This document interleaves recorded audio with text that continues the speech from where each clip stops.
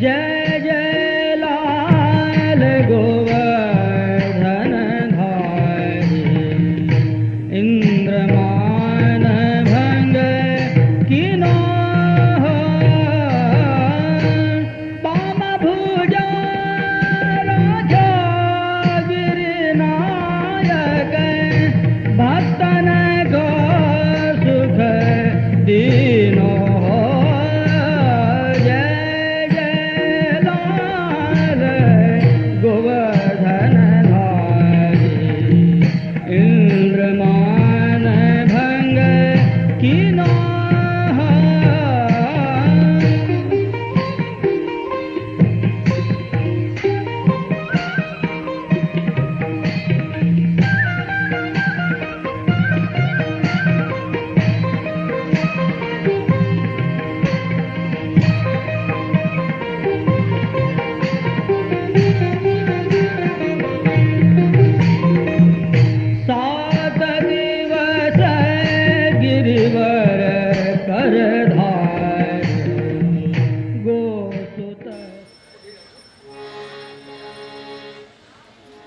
बोलो श्री गोवर्धन नाथ की, श्री गिरिराज बाबा की, श्री वल्लभाधीश की, श्याम सुंदर श्री यमुने महारानी की, श्री मदन मोहनलाल प्यारे की जय, श्री मुरलीधर जी प्यारे की जय, श्री दाऊद दयाल की जय।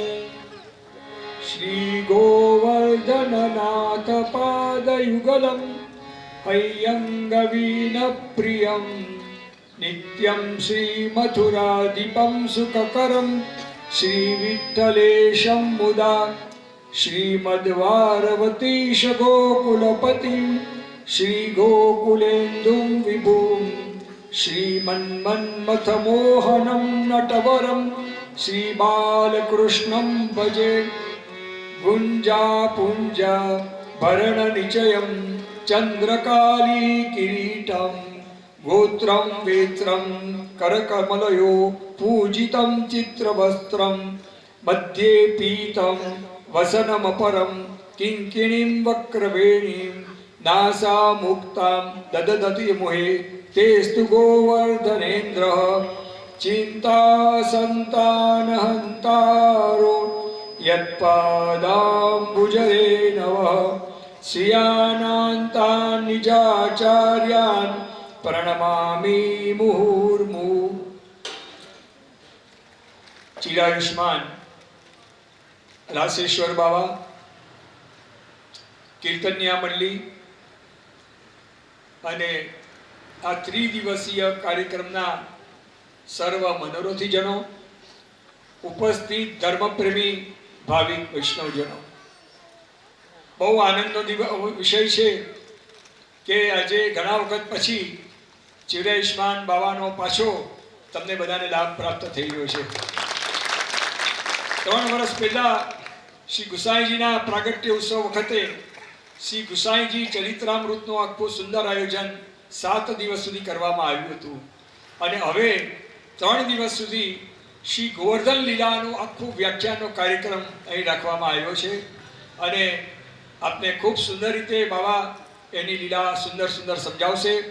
આજે આપણે બધા શ્રી ગિરનારજી જઈએ છીએ, જતીપુરા જઈએ છીએ અને જતીપુરા જઈ અને 7 કોષની પરિક્રમા કરીએ છીએ, કોઈ 9 કોષની પરિક્રમા કરે છે, કોઈ પંચકોશીની પણ પરિક્રમા કરે છે અને બધા શ્રી ગિરનારજીના મુખારવિંદ પર જઈ અને એમનું પૂજન પણ કરે છે, દૂધ ચડાવે છે અને વલ્લભકુલના બાળકો ત્યાં શ્રી ગિરનારજી બાબાને પોતે 56 ભોગ પણ આરોગાવે છે અને કુંવારો ભોગ પણ આરોગાવે છે અને આ રીતે અને શહેરની અંદર સાક્ષાત નાથ દ્વારાથી શ્રીનાથજી બાબા ગિરનારજી પધારે છે અને એટલા જ માટે જતીપુરામાં તમે દર્શન કરશો તો સાંજના સમયે શેરમાં શ્રીનાથજીના શૃંગાર કરવામાં આવે, એનો ભાવ છે આખો એની અંદર।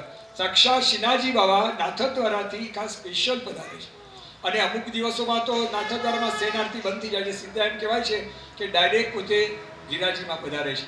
તો આ રીતે ઘણા લોકો શ્રી ગિરિરાજીની માટે પોતે દંડવટી પરિક્રમા કરે છે અને ઘણો અલૌકિક લાભ બધા વૈષ્ણવો શ્રી ગિરિરાજનો કરે છે. તમે વ્રજયાત્રા કરો અને જો શ્રી ગિરિરાજની 7 કોષની પરિક્રમા ન કરો તો એ આખી યાત્રા અધૂરી થઈ જાય છે. એટલે આપણે કરવી જ પડે, એ ખાસ જરૂરી છે. અને શ્રી ગિરિરાજી બાબા એટલા કૃપાળુ છે કે ભક્તોની અભિલાષા પૂર્ણ કરનાર છે. ભક્તાભિલાષા ચરિતાનુસારી, ભક્તોની જે કોઈ પણ ઈચ્છા છે એ બધી ઈચ્છાઓને પૂર્ણ કરનાર એ શ્રી ગિરિરાજજી બાબા છે. આપણે કોઈ પણ લૌકિકની અંદર કે અલૌકિકની અંદર કોઈ પણ પ્રકારની ઈચ્છા કરીએ એ ગિરિરાજી બાબા ચોક્કસ પૂર્ણ કરે છે. પણ જો સાચા ભાવથી અને સાચી શ્રદ્ધાથી એમની માટે આપણે જો વિનંતી કરીએ તો જરૂર પોતે કરે છે. તો આજે એ ગિરિરાજી બાબા આપણે તો બગસરામ તો અહોભાગ્ય છે કે આપણી તો વડા મોટા ગિરિરાજી બિરાજે છે. જેમ દર્શન કરતા આપણને એમ લાગે કે સાક્ષાત બુખારીનું સ્વરૂપ બિરાજતું હોય એવા સુંદર ગિરિરાજીના દર્શન આપ કઈના વૈષ્ણવ કાયમ માટે રોજ કરતા હો છો.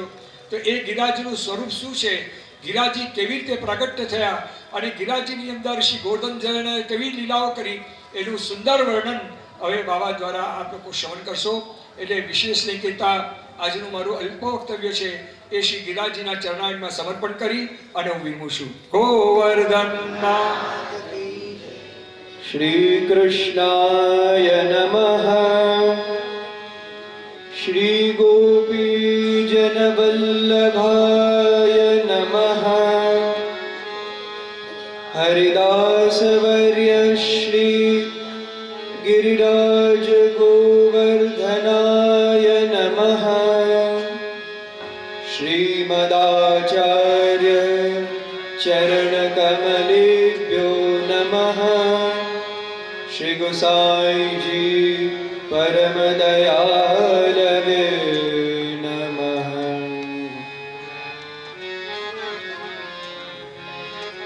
કરેણ સ્વીયાનામ હૃદયમિવ હૈયંગવલવમ દધાન સંપ્રીણન નમૃતમધુરૈર્બાલચરિતૈ હસન્નલ્પૈર્તन्तૈ કરચરણજાન્વંચન પર શિશુકૃષ્ણોસ્માકં દિશતુ દૃશમીશસ્વવિષયં નમામિ હૃદયે શેષે લીલાક્ષીરાબ્ધિશાયનં લક્ષ્મી સહસ્રલીલાભિ સેવ્યમાनं કલાનિધિં. ચતુર્ભિશ્ચ ચતુર્ભિશ્ચ ચતુર્ભિશ્ચ ત્રિભિस्तथा ષડ્ભિર્વિરાજતે યોऽસૌ પંચધા હૃદયે મમ. ગોવર્ધનધરં વંદે ગોપાલં ગોપરૂપિણં ગોકુલોત્સવમીશાनं ગોવિંદં ગોપિકાપ્રિયં. આચાર્યવાચ પ્રણમામિ ભાષ્ય સુબોધિનિષ્ઠા ઇતરાશ્ચ યાસ્તા મત્સ્વાन्तમાગત્ય કૃપાપ્લુતાસ્તા મદીયવાચાં રચયન્ત્વલંકૃતિમ. બોલો શ્રી મદન મોહનલાલ પ્યારે કી, શ્રી મુરલીધર પ્યારે કી, શ્રી બાલકૃષ્ણ લાલ કી, શ્રી गिरिराज धरण की, श्री गिरिराज बाबा की, आचार्य श्री महाप्रभु जी की, श्री गोपीनाथ जी प्यारे की, श्री गुसाई जी परम दयाल की.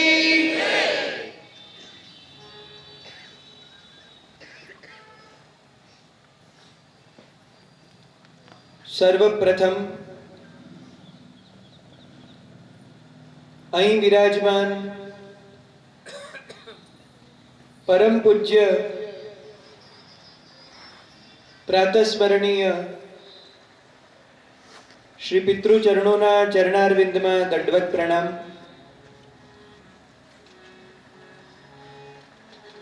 વિરાજમાન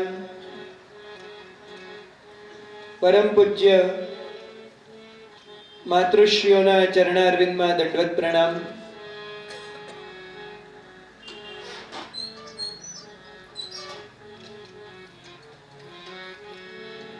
શ્રી ગિરિ ગોવર્ધન શ્રી ગિરિરાજજીની આવતા 3 દિવસ સુધી આ દિવ્ય ગાથાનું રસપાન કરવા જઈ રહેલા આપ સર્વ ભાવિક વૈષ્ણવજનો,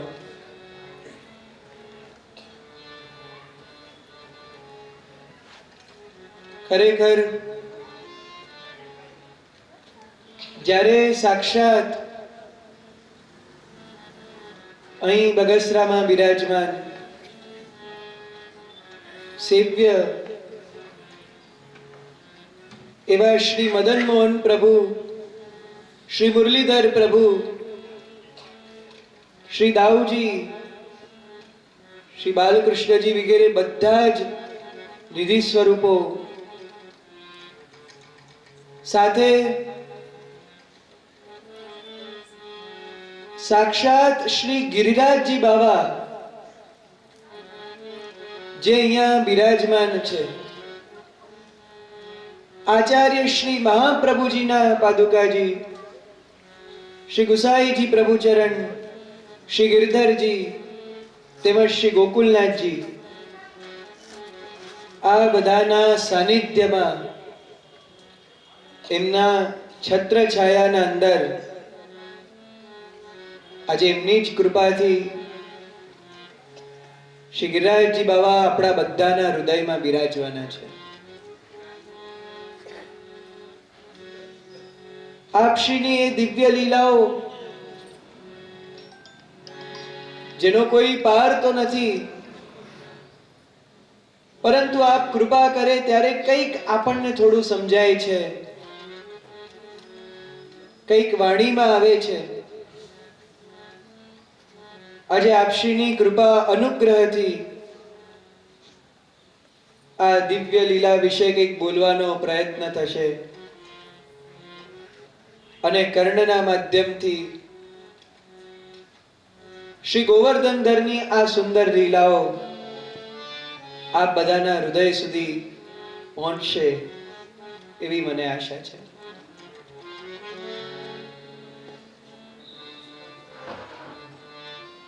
શ્રી ગોવર્ધન લીલા જે ભગવાન શ્રી કૃષ્ણ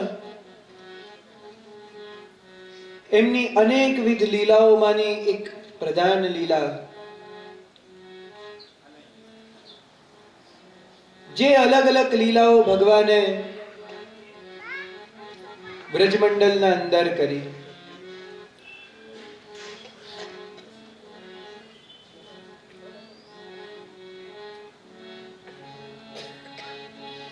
શ્રી ઠાકોરજીની આ જે અલગ અલગ બધી લીલાઓ છે, એ બધી લીલાઓના અંદર એક વિશેષ વસ્તુ છે કે પ્રભુ આ બધી જે લીલાઓ કરે છે, પહેલા તો ભગવાન શ્રી કૃષ્ણ જે ભૂતલ ઉપર પધાર્યા, આપશ્રીનું પધારવાનું મુખ્ય પ્રયોજન શું છે? આપ કયા કારણથી ભૂતલ પર પધારીને આ બધી લીલા કરે છે? કારણ કે વિચાર કરીએ, ખાલી ધર્મની જો સ્થાપના કરવી હોય તો શ્રી ઠાકોરજીની ઈચ્છા શક્તિ માત્રથી એ થઈ જાય. ખાલી અધર્મનો જો નાશ કરવો હોય, ખાલી જો અસુરોને મારવા જ હોય તો એ શ્રી ઠાકોરજીના વ્યૂહ પણ કાફી છે, શ્રી ઠાકોરજી સુદર્શનજીના માધ્યમથી પણ કરી શકે છે. બીજા બધા અંશ કલા ઇત્યાદિ અવતારો પણ શ્રી ઠાકોરજી લે છે. દેવતાઓ પાસે કાર્ય કરાવી શકે છે. બીજા બધા કાર્યો એવા છે કે જે અલગ અલગ કોઈ પણ માધ્યમથી શ્રી ઠાકોરજી કરાવી શકે છે. પણ બ્રજમંડળની અંદર સારસ્વત કલ્પમાં શ્રી ઠાકોરજી અંશ કલા વગેરે દ્વારા નહીં, પરંતુ કૃષ્ણસ્તુ ભગવાન સ્વયં પરબ્રહ્મ પૂર્ણ પુરુષોત્તમ પોતાના મૂળ સ્વરૂપમાં વ્રજમાં પધાર્યા. અને મૂળ સ્વરૂપમાં પધારીને શ્રી ઠાકોરજીએ આ બધી લીલાઓ કરી. તો આ બધું કારણ શું છે કે શ્રી ઠાકોરજીએ જાતે પધારવું પડ્યું? તો એનું મૂળ કારણ છે ભક્તો ઉપર નિરોધ કરવો, એમના ઉપર કૃપા કરવી. નિરોધ જ એ મુખ્ય કારણ છે જેના માટે શ્રી ઠાકોરજી ભૂતલ ઉપર પધાર્યા છે. નિરોધ એટલે પ્રપંચ વિસ્મૃતિ પૂર્વિકા ભગવદાસક્તિ.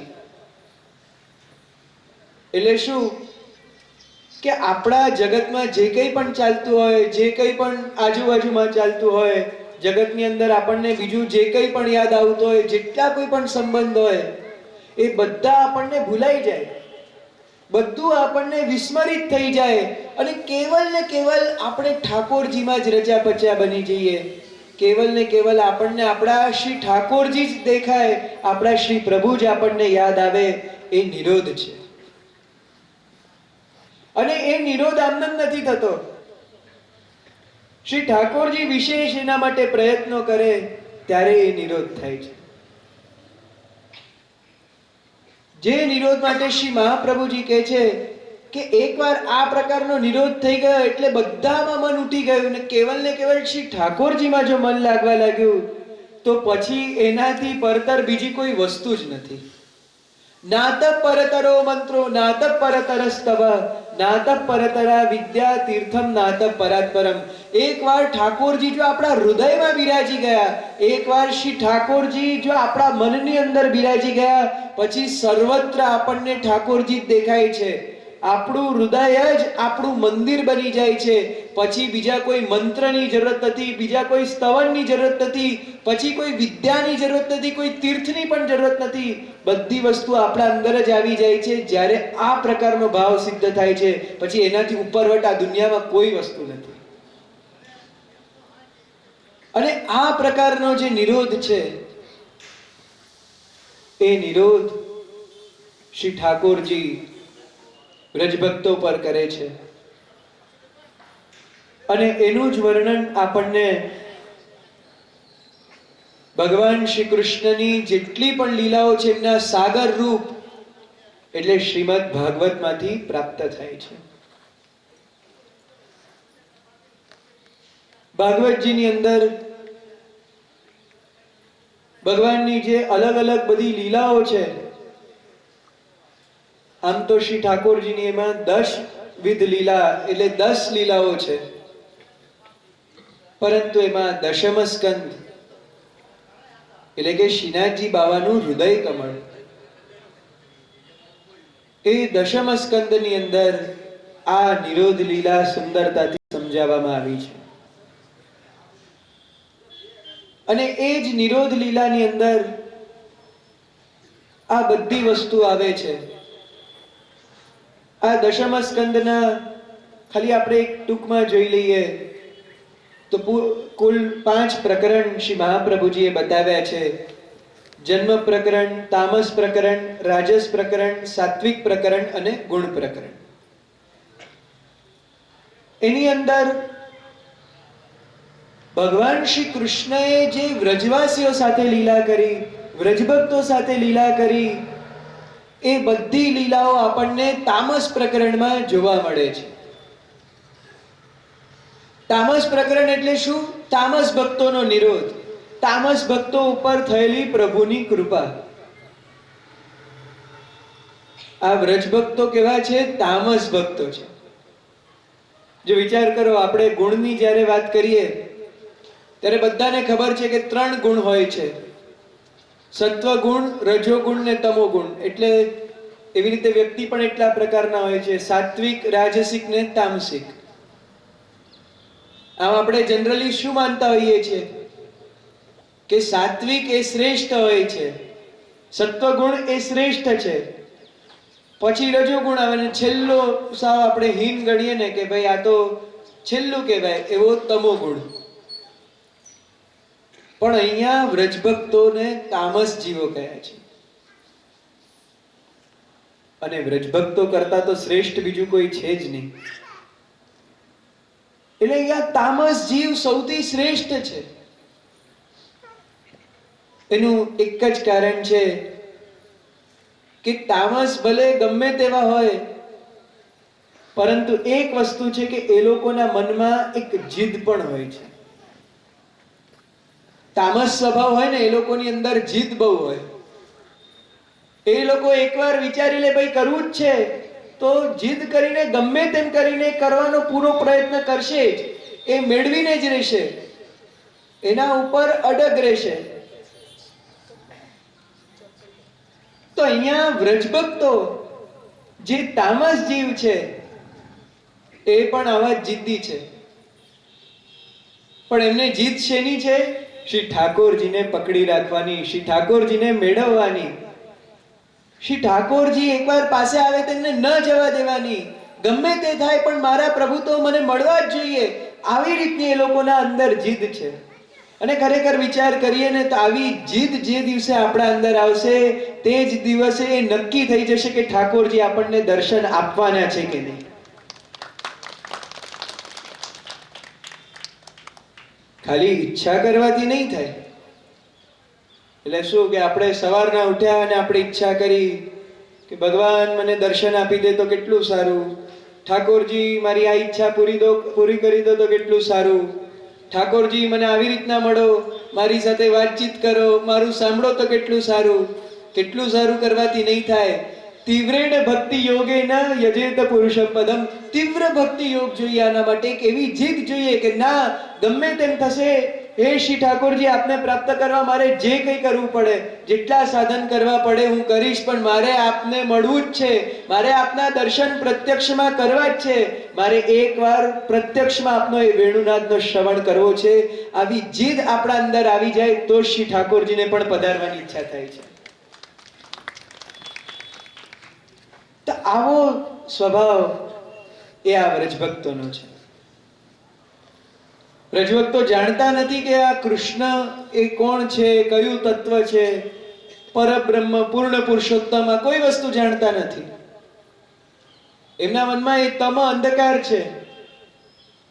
પણ છતાંય વ્રજભક્તો પાસે મોટામાં મોટી એક વસ્તુ છે, એ એમનો પ્રેમ છે, એમનો ભાવ છે કે જે કોઈ દિવસ ઓછો વધારે થતો નથી, જે કોઈ દિવસ શ્રી ઠાકોરજી માટે ઘટતો નથી. જે પ્રેમ શ્રી ઠાકોરજી ગમે તે કરે, ગમે તેટલું મહાત્મ્ય બતાવે તો એવો ને એવો રહે છે. આ વ્રજભક્તોની લાક્ષણિકતા છે. અને આવા વ્રજભક્તો ઉપર પ્રભુએ જે કૃપા કરી એ દિવ્ય વ્રજલીલા આપણને આ તામસ પ્રકરણમાં જોવા મળશે. આ તામસ પ્રકરણમાં 4 સીડી બતાવવામાં આવી છે, 4 સોપાન બતાવવામાં આવ્યા છે. એટલે પ્રેમ ધીમે ધીમે કેવો વધે છે. કારણ કે ઠાકોરજી વ્રજમાં પધાર્યા પછી ધીમે ધીમે ઠાકોરજી વ્રજવાસીઓને પોતાના તરફ બાંધતા ગયા, પોતાના તરફ ખેંચતા ગયા. આ એક ધડાકે નથી થયું. જો વ્રજવાસીઓનો પણ જે પ્રેમ છે એ ધીમે ધીમે ઠાકોરજીએ વધાર્યો છે, ધીમે ધીમે એને આગળ લઈ ગયા છે. ઠાકોરજીએ જ સામેથી અમુક સમયે એ નિરોધ વધારતા ગયા છે.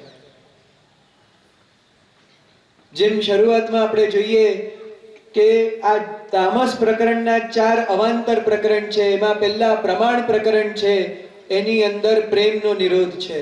એટલે પહેલા તો પ્રભુ માટે વ્રજવાસીઓને પ્રેમ થયો. પ્રેમ જાગૃત થાય પછી તો વાત આગળ વધે.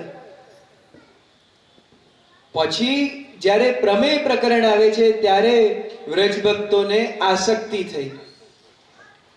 જો પ્રેમ એક વસ્તુ છે કે આપણને કોઈ પર પ્રેમ છે, આપણને કોઈ પ્રિય લાગે છે, પણ એનાથી વધારે આગળ વાત કરે જાય જ્યારે આસક્તિ થઈ જાય.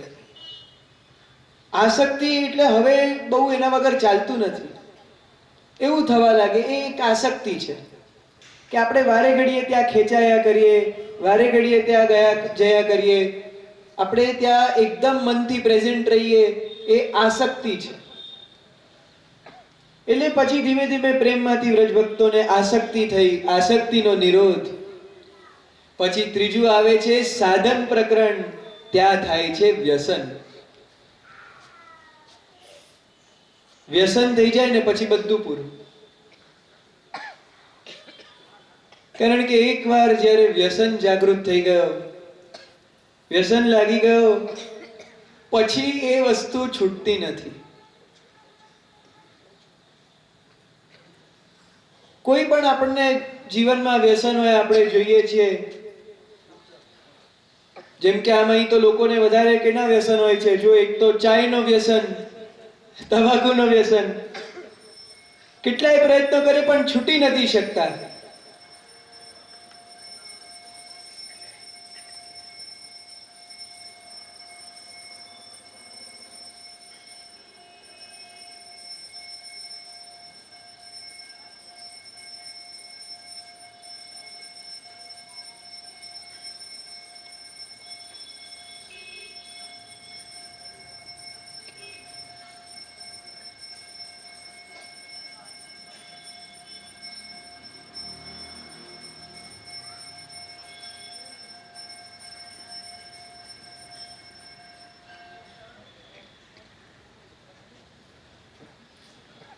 પછી ગમે તેટલા કોઈ પ્રયત્ન કરે, કોઈ સમજાવે, પણ આપણે એનાથી દૂર ન જઈ શકીએ.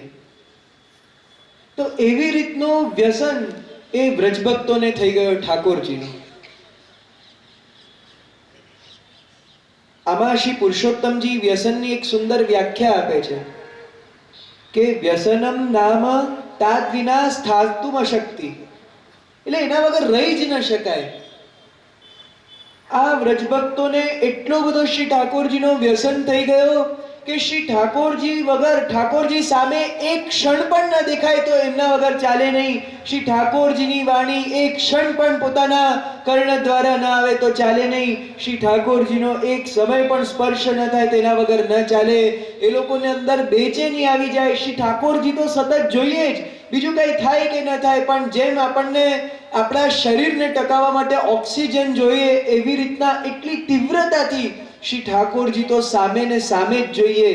જો આમાં વ્રજગોપિકાઓ શું કહે છે? જ્યારે રાજ પંચાધ્યાયની અંદર ગોપીજનો એવું કહે છે કે બ્રહ્માજી અથવા જે વિધાતા છે એમના ઉપર ખીજાય છે કે તમે આ કેવી મૂર્ખતા કરી, તમે અમારી આંખ ઉપર આવી પલક કેમ બનાવી કે જેના કારણે બે ક્ષણ પણ બંધ થાય છે તો અમને ઠાકોરજીના દર્શન નથી થતા. આને કહેવાય વ્યસન, કે ઠાકોરજી વગર એક ક્ષણ પણ ન રહી શકાય. એ વ્યસન દશા પણ ધીમે ધીમે કરીને આવે, પણ એ વ્યસન દશા જ્યારે આવી જાય પછી બીજું કાંઈ કરવાની જરૂરત નથી પડતી. એટલે કે ને કે જાકો મને લાગ્યો ગોપાલ સો, તાઈ ઓર કેસે ભાવે.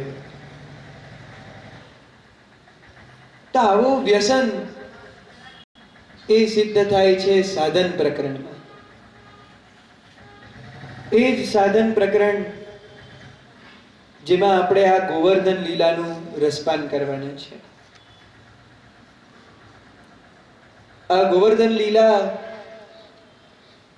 જે ખરેખર આપણે શ્રવણ કરીએ તો ગોપીજનોને અને વ્રજભક્તોને શ્રી ઠાકોરજીનું જેવું વ્યસન થયું, તો કદાચ આપણે એનું શ્રવણ કરતા કરતા આસક્તિ સુધી કે પ્રેમ સુધી તો પહોંચી જ શકીએ છીએ. તો એ સાધનો જે વ્રજભક્તોએ કર્યા એનું નિરૂપણ, અને છેલ્લે ફલ, જે ફલ રાસ છે એની પ્રાપ્તિ છેલ્લે વ્રજભક્તોને ફલ પ્રકરણમાં થાય છે. તો આવી રીતના આપણને શ્રી ગોવર્ધનની આ વિવિધ લીલાઓ આની અંદર પ્રાપ્ત થાય છે. શ્રી ગોવર્ધન લીલાને સમજતા પહેલા આપણે શ્રી ગિરિરાજજીનું પણ સ્વરૂપ જાણવું ખૂબ આવશ્યક છે. શ્રી ગિરિરાજજીનું સ્વરૂપ શું છે? શ્રી ગિરિરાજજી કેવી રીતે પધાર્યા, વ્રજમાં કેવી રીતે પધાર્યા, શ્રી ગિરિરાજજી આજે પણ આપણા જીવનમાં કેવી કૃપા કરે છે, આજે આપણે એના દર્શન કરવાના છે. શ્રી ગિરિરાજજી આજે પણ પ્રત્યક્ષ બિરાજીને કેવા કેવા અનુભવ આપણને આપે છે. એ શ્રી ગિરિરાજજી કેવી રીતે પધાર્યા એના પ્રસંગ ખૂબ સુંદર છે.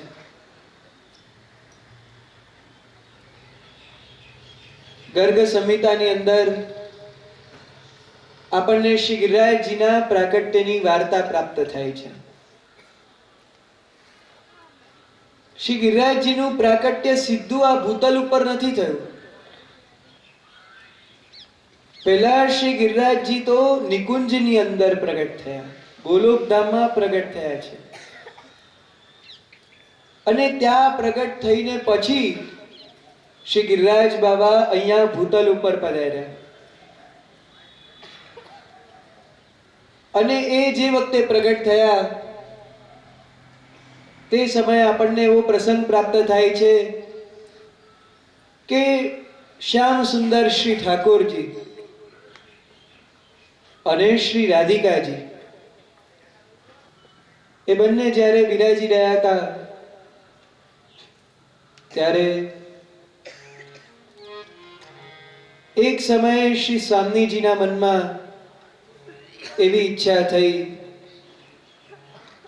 શ્રી ઠાકોરજીને શ્રી સ્વામીજીએ વિનંતી કરી કે કૃપાનાથ,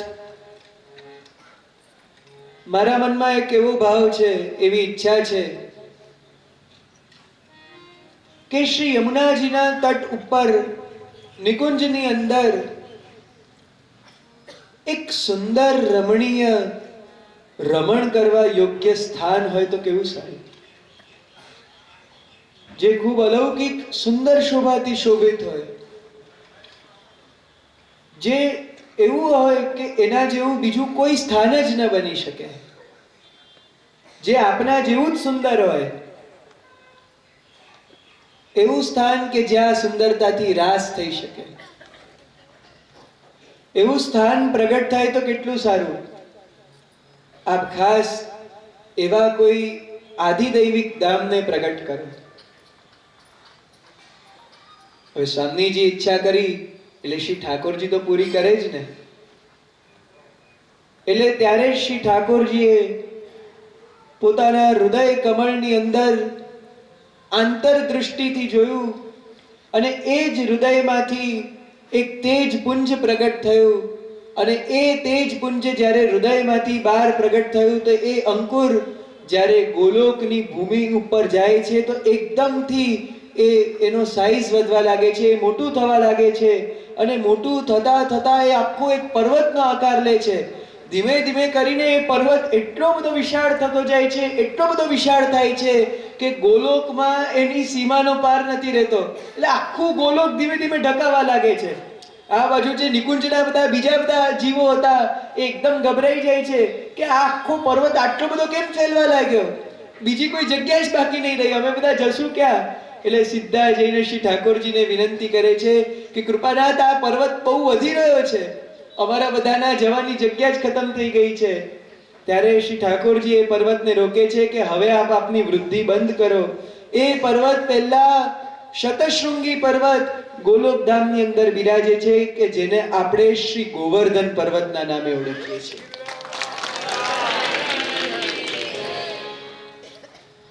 શ્રી ગિરિરાજજીનું અલૌકિક પ્રાકટ્ય ગોલોકની અંદર થાય છે.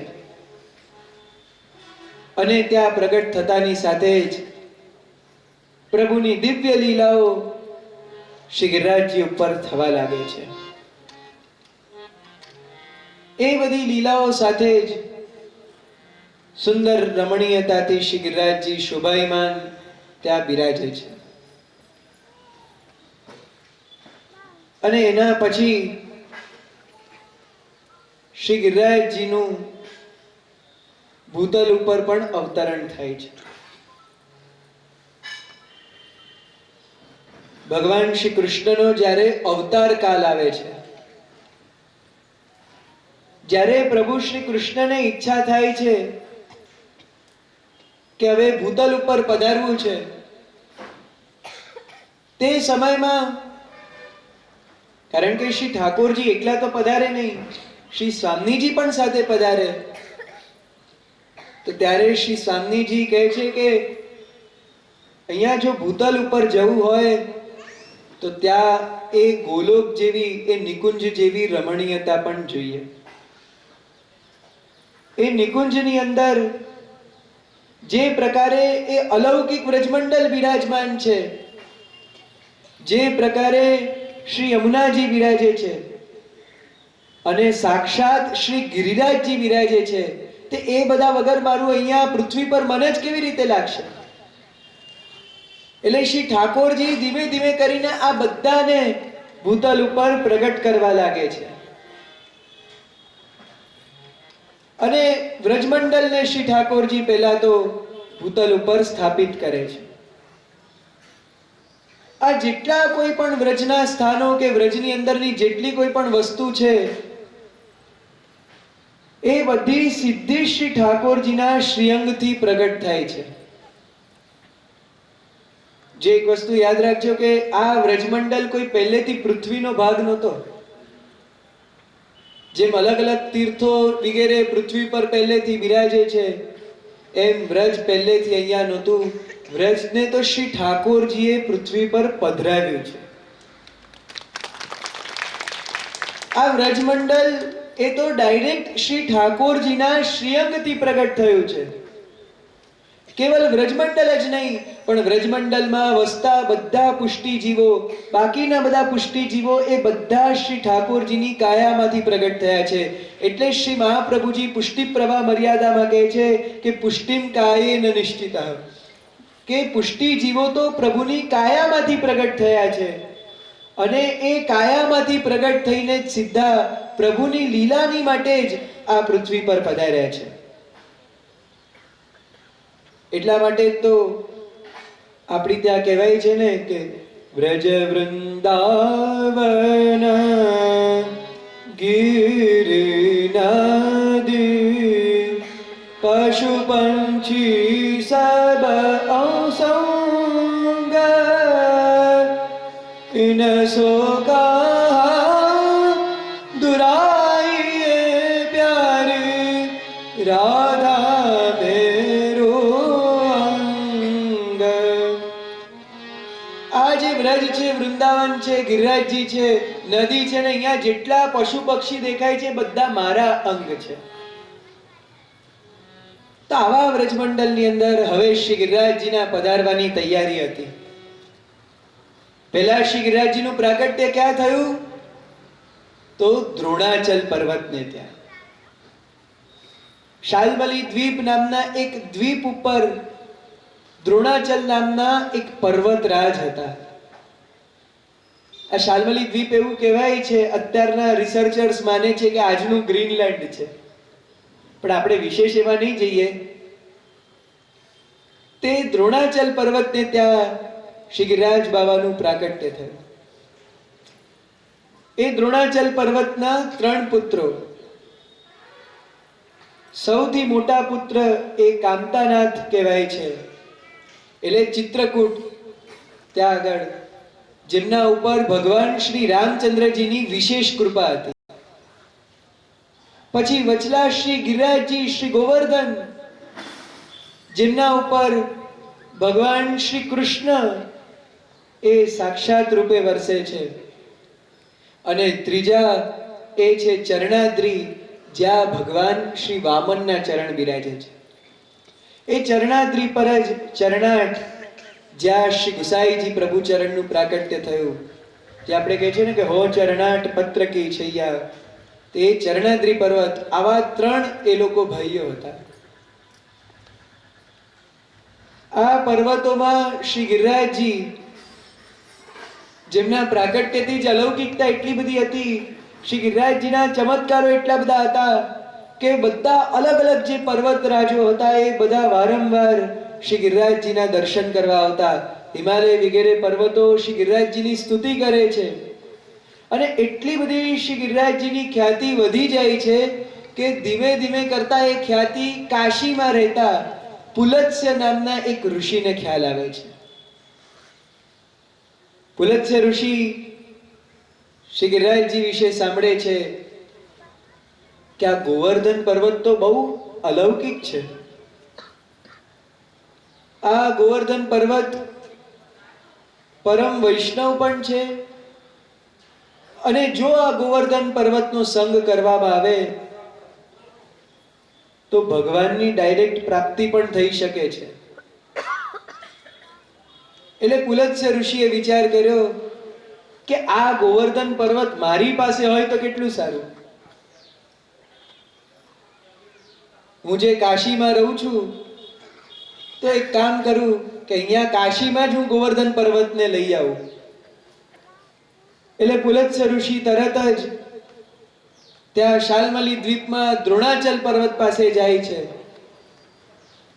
અને દ્રોણાચલ પર્વતની પાસે જઈ અને એમને કહે છે કે રે દ્રોણાચલ રાજ, હું આજે એક યાચક બનીને આપની ત્યાં આવ્યો છું. મને આપની પાસેથી કંઈક જોઈએ છે, શું આપ મને આપશો? હવે ઘરે ઋષિ આવ્યા છે. દ્રોણાચલ પર્વત તો ખૂબ પ્રસન્ન થઈ ગયા. કીધું કે મહારાજ, આપને જે જોઈતું હોય આપ માંગો, હું આપને આપીશ. ત્યારે દ્રોણાચલ પર્વત કહે છે પુલત્સ્ય ઋષિ કે મને આપનો જે પુત્ર આ શ્યામ વર્ણનો સુંદર ગોવર્ધન છે એ આપી દો. આ તો સીધો પુત્ર જ માગી લીધો. દ્રોણાચલ પર્વતને બહુ મોટું ધર્મ સંકટ થયું કે એક તો ઋષિ છે, એમણે કંઈક માંગણી કરી છે, એમને આપવું જ પડે, પણ સામે એમણે મારા પુત્ર ગોવર્ધનને માંગી લીધો છે. હું મારો પુત્ર એમને કેવી રીતે આપી દઉં? પણ ઋષિને જો ના પાડી તો ઋષિ તો ક્રોધિત થઈ જાય, શાપ પણ આપી દે, એટલે ના પણ ન પાડી શકે. એટલે ત્યારે પુલત્સ્ય ઋષિના કહેવા પર દ્રોણાચલ પર્વતે શ્રી ગિરિરાજજીને વાત કરી. પોતાના પુત્ર શ્રી ગોવર્ધનને કહ્યું કે આવી રીતના આ ઋષિ મુનિ આવ્યા છે, તમને લઈ જવા માંગે છે. એટલે શ્રી ગોવર્ધને ત્યારે પુલત્સ્ય ઋષિ સાથે વાત કરી. શ્રી ગિરિરાજજીની એ અલૌકિક સુંદરતા જોઈને એ ઋષિ મોહિત થઈ ગયા. કેટલા બધા સુંદર કે અલગ અલગ એટલી બધી પ્રકારની વનસ્પતિઓ એ શ્રી ગિરિરાજજી ઉપર અને વૃક્ષો પર એટલા બધા સુંદર સુંદર ફૂલો કે જેના ભારથી આખી આખી ટહેનીઓ એ નીચે તરફ નમતી હોય, અને એ સુંદર સુંદર અલગ અલગ ફૂલો, અને ત્યાંથી જે પવન વહે એનાથી એ ફૂલોના પરાગની સુગંધ એ ચારે તરફ ફેલાઈ રહી હતી. શ્રી ગિરિરાજજી આખા શિલાના એટલે સુંદર સુંદર શ્યામ શિલાઓ ચમકી રહી હતી, અને એમાં પણ શ્રી ગિરિરાજજી તો કેવા સર્વરત્ન ધાતુમય, એટલે અલગ અલગ પ્રકારના એવા રત્નો શ્રી ગિરિરાજજીની અંદર બિરાજમાન. સાથે સાથે એટલા બધા પશુઓનો પક્ષીઓનો કલરવ, ભ્રમરોનો ગુંજારવ, એની ઉપર પાછું મૃગો, વાનરો, હરણો વગેરે બધા શ્રી ગિરિરાજજી ઉપર પરિભ્રમણ કરી રહ્યા હતા. તો એટલા સુંદર શ્રી ગિરિરાજજીના દર્શન કર્યા. પુલત્સ્ય ઋષિના મનમાં થયું કે આવો સુંદર ગિરિરાજ પર્વત, એના ઉપર હું જો તપસ્યા કરું તો ચોક્કસ ભગવાન મારાથી પ્રસન્ન થશે, મનમાં એકાગ્રતા આવશે, સુંદર શાંતિ આવશે. એટલે એણે શ્રી ગોવર્ધન પર્વતને વિનંતી કરી કે ગોવર્ધન, આપ મારી સાથે કાશી આવો, અને કાશીમાં હું આપને સ્થાપિત કરીશ. ત્યાં ગંગાના કિનારે સુંદર સ્થાન ઉપર હું તપસ્યા કરીશ. હવે ગિરિરાજજી સાંભળીને મનમાં થોડા તો પ્રસન્ન થયા, કારણ કે ભલે પુલત્સ્ય ઋષિ પોતાનું કામ કઢાવવા આવેલા, પણ શ્રી ગિરિરાજજી તો એમના માધ્યમથી કંઈક અલગ જ કરવા માંગતા હતા. એટલે શ્રી ગિરિરાજ બાબાએ કહ્યું કે વાંધો નથી,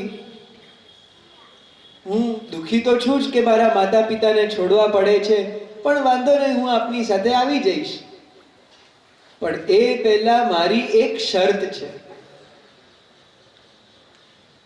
મારી એવી શરત છે કે અત્યારે હું મારું ભાર એકદમ હલકું કરી નાખીશ, આપ મને ઉપાડીને લઈ જઈ શકશો, પરંતુ જો આપે મને ક્યાંય પણ કોઈ પણ જગ્યાએ પધરાવ્યા, સ્થાપિત કર્યા, તો પછી હું ત્યાંથી હલીશ નહીં.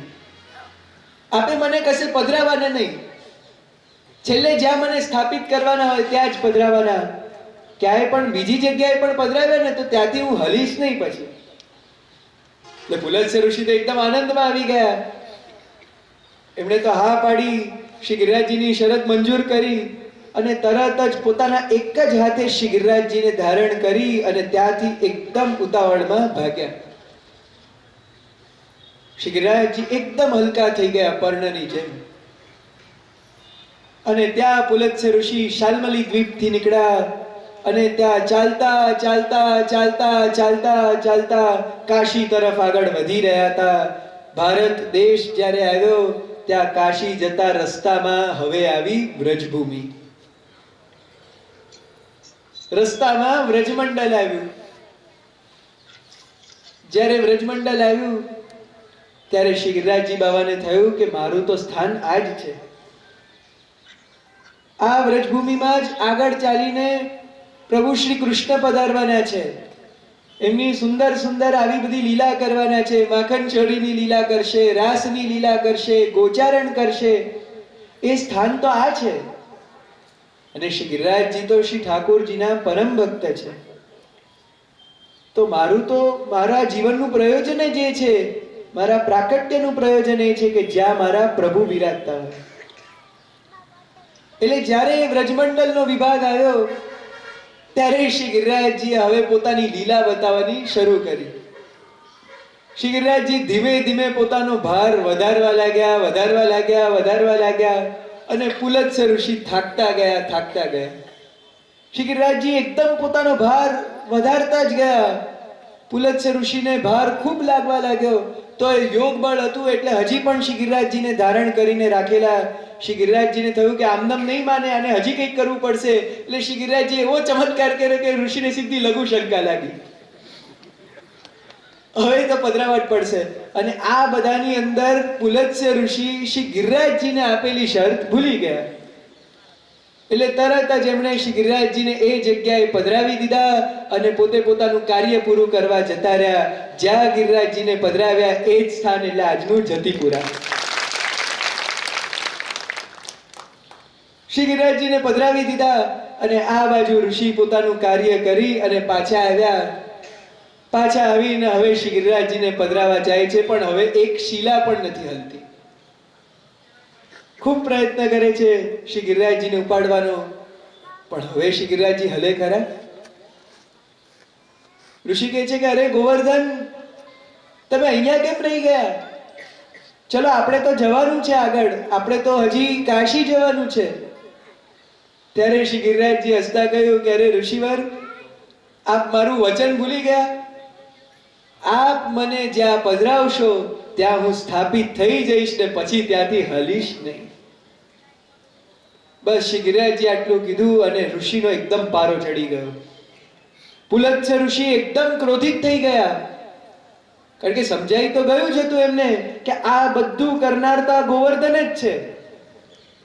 એટલે એકદમ ક્રોધમાં આવીને ગુસ્સે થઈને પુલત્સ્ય ઋષિએ શ્રી ગિરિરાજજીને કહ્યું કે અરે ગોવર્ધન, તમે મારી સાથે છલ કર્યું છે.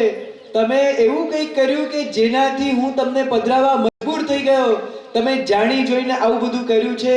તમે મારું વચન ભંગ કર્યું છે. એટલે ખૂબ ક્રોધમાં આવીને પુલત્સ્ય ઋષિએ શ્રી ગિરિરાજજીને શાપ આપ્યો કે જાઓ, આજથી તલભર તમે રોજ ઘટશો, એક એક તિલ તમારી દરેક દિવસે ઘટતી જશે.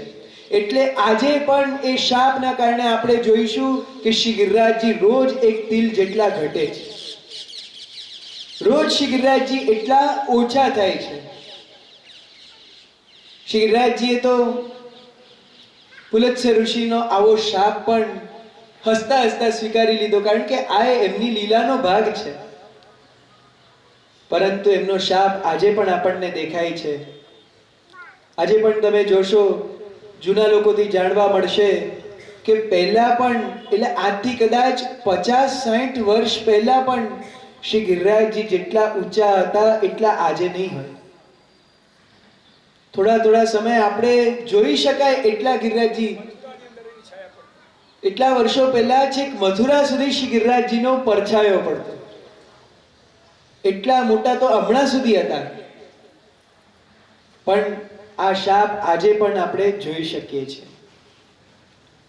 શ્રી ગિરિરાજજી બાબાએ તો હસતા સ્વીકારી લીધું, કારણ કે સામે વ્રજમાં તો પધરાવી આવ્યા ને, શ્રી ગિરિરાજજીને ત્યાંથી છેક અહીંયા સુધી પધરાવાનું કાર્ય થઈ ગયું. અને અહીંયા વ્રજમંડળની અંદર શ્રી ગિરિરાજજી પધારી ગયા છે. વ્રજની અંદર શ્રી ગિરિરાજજી એક મહારાજની જેમ, રાજાધિરાજની જેમ સ્થાપિત થયા, બિરાજી ગયા અને વ્રજમંડળનું નેતૃત્વ કરી રહ્યા છે. આખા વ્રજમંડળની અંદર હવે શ્રી ગિરિરાજજી શ્રી ઠાકોરજીના પધારવા માટે સુંદર માહોલ સર્જી રહ્યા છે. પોતાની સુંદરતાથી આખા વ્રજમંડળનું કલ્યાણ કરી રહ્યા છે. એ વ્રજમંડળને શ્રી ગિરિરાજજીએ એવો લલિત એટલે સુંદર બનાવી દીધો, એટલો સુંદર બનાવ્યો કે આ દર્શન જ્યારે આપણા ભક્ત કવિઓએ કર્યા ત્યારે એમણે સુંદર પદની રચના કરી, લલિત વ્રજ દેશ ગિરિરાજ રાજે. વ્રજ દેશ ગિરિરાજ રાજે, લલિત વ્રજ દેશ ગિરિરાજ રાજે, લલિત વ્રજ દેશ ગિરિરાજ રાજે, લલિત વ્રજ દેશ ગિરિરાજ રાજે, ઘોષ સેવા બેન સૌગ ગિરિવર ધર, ઘોષ સેવા બેન સૌગ ગિરિવર ધર, કરધનિત કેરતા કામ લાજે, લલિત વ્રજ દેશ ગિરિરાજ રાજે, વિવિધ પવન સંચરે સુગંધ ધર નાયરે, વિવિધ પવન સંચરે સુગંધ ધર નાયરે, લલિત સૌરભ સરસ મધુપ વ્રાજે. જો આ ગિરિરાજજી કેવા છે કે જેના અંદર સાક્ષાત શ્રી સ્વામીજી એટલે ગોપ સિમંતિની અને શ્રી ઠાકોરજી નિત્ય વિહાર કરે છે, નિત્ય લીલા કરે છે. જે કોઈ પણ સ્થાનની અંદર નથી વિરાજતા એવા પરબ્રહ્મ પોતાના એક મૂળ રૂપમાં આવી અને ત્યાં આગળ લીલા કરે છે. જે લીલાના દર્શન કરીને સાક્ષાત કામદેવ પણ લાજી જાય છે. જ્યાં અલગ અલગ 3 પ્રકારના સુંદર સુગંધી પવનો વહે છે, એવા સુંદર લતા પતા કેલીઓ અને સુંદર ફૂલોના સૌરભથી શોભિત છે શ્રી ગિરિરાજજી. લલિત કરો ફૂલ ફૂલ ફલે ખતરો તો સદા, લલિત કરો ફૂલ ફૂલ ફલે ખતરો તો સદા, ચંદ્રભુજ દાસ ગિરિધર સવાજે, લલિત વ્રજ દેશ ગિરિરાજ રાજે. સુંદર અનેકવિધ શ્રી ઠાકોરજીની લીલાઓ એ શ્રી ગિરિરાજજી બાબાના અંદર નિત્ય ચાલી રહી છે. અને આ બધી લીલાઓ કેવી કે જે લીલાઓ નિત્ય છે, જે લીલા સતત ચાલી રહી છે. એટલે પ્રભુની જે લીલા છે એ કોઈ ઐતિહાસિક ઘટના નથી. એટલે જેમ આપણે કહીએ કે આ રાજા થઈ ગયા, આ મહાપુરુષ થઈ ગયા, આણે આ કાર્ય કર્યું, આણે આની સ્થાપના કરી, આણે આમ કર્યું, એવી કોઈ ઐતિહાસિક ઘટના નથી. લીલા તો કોને કહેવાય કે જે સતત ચાલતી હોય. એ લીલાઓ એ સમયમાં પણ થતી હતી, આજે પણ થાય છે ને કાયમ થતી રહેવાની છે. એ લીલા છે કે જે પ્રત્યક્ષ રૂપમાં આજે પણ શ્રી ગિરિરાજજીમાં બિરાજે છે. એ લીલાઓ જેમ પ્રભુ કંદરાઓની અંદર બિરાજે છે, અલગ અલગ પ્રકારની ક્રીડાઓ કરી રહ્યા છે, એ બધી લીલાઓના પ્રત્યક્ષ અનુભવ એ ભક્તજનોને ત્યાં થાય છે. એ શ્રી ગિરિરાજજી પ્રત્યક્ષ અનુભવ પોતે આપે છે, કારણ કે લીલાઓ એની અંદર છે.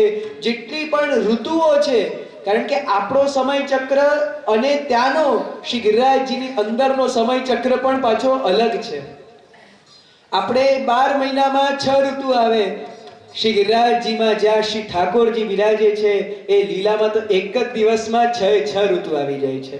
ષડ ઋતુ એક જ દિવસમાં પ્રગટ થઈને પ્રભુને લાડ લડાવે છે. તો એવા સુંદર ઋતુઓ પણ જ્યાં બિરાજમાન છે એ શ્રી ગિરિરાજજીની સઘન કંદરાઓ છે.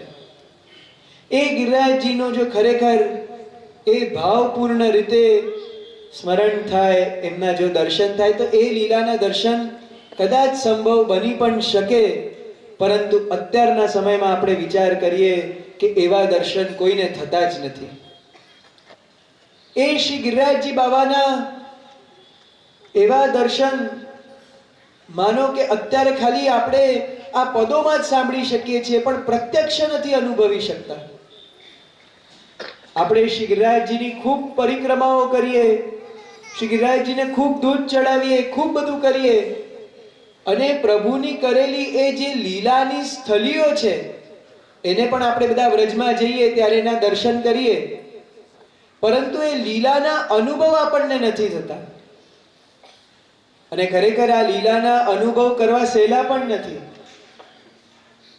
જો એક બહુ સરસ પ્રસંગ છે કે એકવાર ભગવાન કૃષ્ણ અને નારદજી તે બંને બિરાજેલા હતા, અને તે સમયમાં શ્રી ઠાકોરજીને એકદમ તરસ લાગી. એટલે શ્રી ઠાકોરજીએ નારદજીને કહ્યું કે અરે નારદજી, મને બહુ તરસ લાગે છે, આપ મારા માટે જઈને જલ લઈ આવો. એટલે શ્રી ઠાકોરજીની આજ્ઞા થતાં જ નારદજી બાજુના એક સરોવરમાં જલ લેવા ગયા. ત્યાં જ્યાં સરોવરમાં નારદજી જલ લેવા ગયા, ત્યાં સરોવરની પાસે તટ ઉપર ત્યાંનું એક એવું એમણે દૃશ્ય જોયું કે નારદજી ચોંકી ગયા, સ્તબ્ધ રહી ગયા, અને એકદમથી એ આશ્ચર્યચકિત થઈ ગયા, ગભરાઈ ગયા. નારદજી એવું શું જોયું કે એક તપસ્વી ત્યાં બેસીને તપસ્યા કરે છે, અને એની બાજુમાં હાડકાઓનો ઢેર છે, હાડકાઓના રાફડા છે. નારદજીએ જ્યારે આવું જોયું એટલે પછી સ્વાભાવિક છે કે જલ શું કામ લે ત્યાંથી. એટલે નારદજી ત્યાંથી પાછા આવી ગયા, શ્રી ઠાકોરજી પાસે આવ્યા. ત્યારે શ્રી ઠાકોરજીએ પૂછ્યું, અરે નારદજી, જલ લાવ્યા કે નહીં? ત્યારે નારદજી કહે છે કે ના કૃપાનાથ, હું જલ નહીં લાવ્યો, કારણ કે ત્યાં મેં કંઈક એવું જોયું કે જેનાથી એકદમ મારા હૃદયમાં ગભરાટ થઈ. હું વિચારવા પડી ગયો કે આવું શું છે. મેં એક તપસ્વીને જોયો, અને એ તપસ્વી પાસે હાડકાઓનો મોટો ઢેર જોયો. તો આનું કારણ શું, આનો પ્રસંગ શું? ત્યારે શ્રી ઠાકોરજી નારદજીને સમજાવે છે કે અરે નારદ મુનિ, આ એક તપસ્વી છે. આ તપસ્વીને મનમાં એવો ભાવ છે કે એ શ્રી ગિરિરાજજીના આદિદૈવિક સ્વરૂપના દર્શન કરે, આ લીલાઓના દર્શન કરે. આ કેટલા બધા જન્મોથી તપસ્યા કરે છે, એના કેટલા જન્મો નીકળી ગયા. યોગ બળથી એ જન્મ લે, મરણ પ્રાપ્ત કરે, જન્મ પ્રાપ્ત કરે, મરણ પ્રાપ્ત કરે, ને એના દરેક પાછલા જન્મના હાડકા અહીંયા જમા થાય છે. એના જન્મોના જન્મો વીતી ગયા, પણ આજ સુધી શ્રી ગિરિરાજજીની એક પણ અલૌકિકતાના એને દર્શન નથી થયા. એટલે શ્રી ગિરિરાજજીની આ બધી લીલાના દર્શન કરવા એટલા બધા કહીએ ને કે કઠિન છે, એટલા બધા દુર્લભ છે. તો વિચાર આવે કે આ બધું પ્રાપ્ત કેવી રીતે થશે. શ્રી ગિરિરાજજીના આવા અલૌકિક દર્શન જે ઘણા બધા ભગવદીય જનોને આ કલિકાલમાં પણ થાય છે, એ કેવી રીતના સંભવ છે? તો એમાં એક ને એક જ કારણ છે એની પાછળ, એ છે શ્રી મહાપ્રભુજી ને શ્રી ગુસાઈજીની કૃપા. શ્રી વલ્લભ જ્યારે કૃપા કરે છે ત્યારે જ શ્રી ગિરિરાજજી બાવાના સ્વરૂપને સમજી શકાય છે. ત્યારે જ શ્રી ગોવર્ધનના આવા દર્શન આપણને થઈ શકે છે. શ્રી મહાપ્રભુજી એકવાર કૃપા કરે પછી કોઈ વસ્તુ અસંભવ નથી. કારણ કે શ્રી વલ્લભ કેવા છે,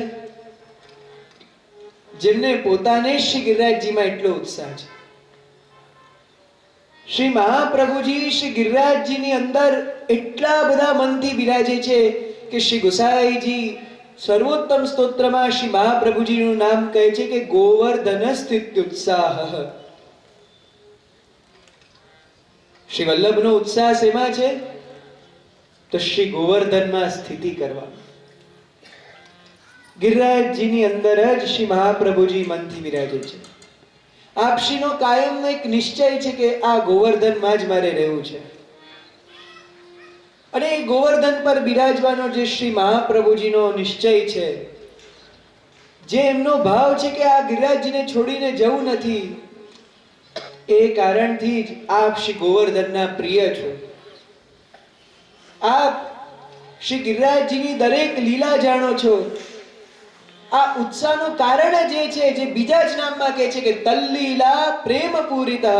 જેટલી પણ ગિરિરાજજીમાં લીલાઓ ચાલે છે, જેટલી લીલાઓ શ્રી ઠાકોરજી ત્યાં બતાવે છે, ગોવર્ધન લીલા હોય કે પછી કોઈ પણ લીલા હોય, એ બધી લીલાઓના પ્રેમથી શ્રી મહાપ્રભુજી પૂર્ણ રૂપે ભરાયેલા છે. એ બધી લીલાઓ આપના હૃદયમાં બિરાજે છે. જ્યારે બધી લીલાઓ ગોવર્ધન પર જ થઈ છે, તો શ્રી મહાપ્રભુજીને પણ થાય ને કે હું બીજે શા માટે રહું? મારું સ્થાન તો શ્રી ગોવર્ધન જ છે. શ્રી વલ્લભને તો શ્રી ગોવર્ધન પર જ ગમે.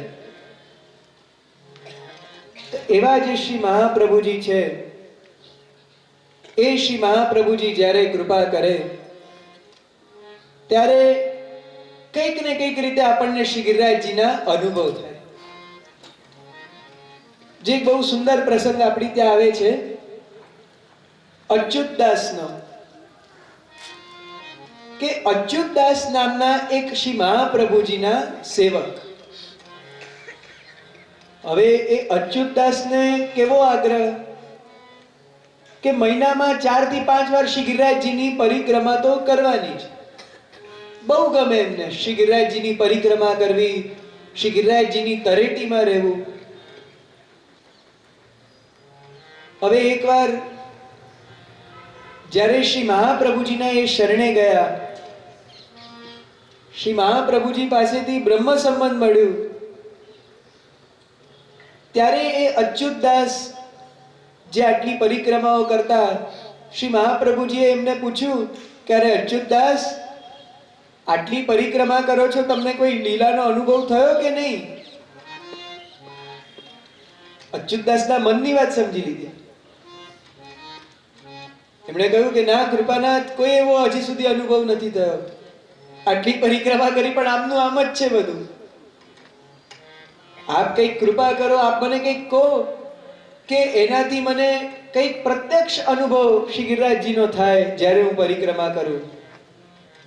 ત્યારે શ્રી મહાપ્રભુજી આજ્ઞા કરી કે એક કામ કરો, એક દિવસમાં 3 ગિરિરાજજીની પરિક્રમા કરો. વિચાર કરો, આપણે ગિરિરાજજીની એક પરિક્રમા કરીએ, 7 કોષની કરીએ, ત્યાં આપણી હાલત, હવે તો 5 કોષની કરીએ તો એ હાલત બધાની ટાઈટ થઈ જાય છે. એક દિવસમાં 3 પરિક્રમા કરવાની આજ્ઞા શ્રી મહાપ્રભુજી આપી. પણ અચ્યુતદાસને એટલો બધો ઉત્સાહ થયો, એટલો આનંદ આવી ગયો કે મારા ગુરુએ કીધું છે કે શ્રી ગિરિરાજજીનો અનુભવ થશે તો થશે જ, મારે તો આ પરિક્રમા કરવી જ છે. એટલે અચ્યુતદાસ ગોવર્ધન તરફ નીકળી ગયા. ત્યાં ગોવર્ધન પર જઈને રાત્રિના પહેલા જ પ્રહરથી ચાલવાનું શરૂ કરી દીધું, પરિક્રમા કરવાની શરૂ કરી દીધી.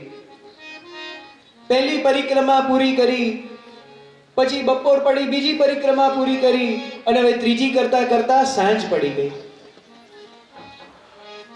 પરિક્રમા કરતા કરતા અચ્યુતદાસ એ અપ્સરા કુંડ પાસે પહોંચ્યા. ત્યાં હવે એ થાકી ગયા. શરીરથી થાકેલા, મનથી નહીં. હજી અચ્યુતદાસમાં મનથી તો એ ઈચ્છા હતી જ કે મારા ગુરુએ આજ્ઞા કરી છે, આ ત્રીજી પરિક્રમા એ પૂરી તો થવી જોઈએ, કંઈક હજી પણ મને દર્શન થશે તો ખરા. એટલે અચ્યુતદાસ થોડીક વાર થાકીને ત્યાં અપ્સરા કુંડ ઉપર થોડા ક્ષણ ઊભા રહ્યા. તો તે જ સમયે એમણે જોયું કે એક ગોવાળિયો સામેથી ચાલીને એમની તરફ આવે છે.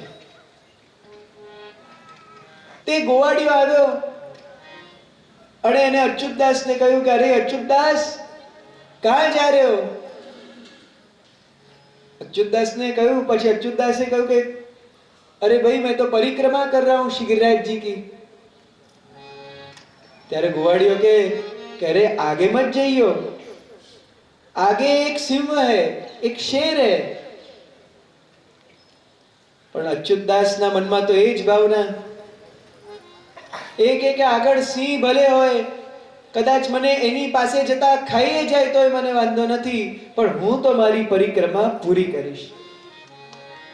હું મારા શ્રી ગિરિરાજ બાવાના ઠાકોરજીના દર્શન કરીને રહીશ, મારું જે થવું એ થાય.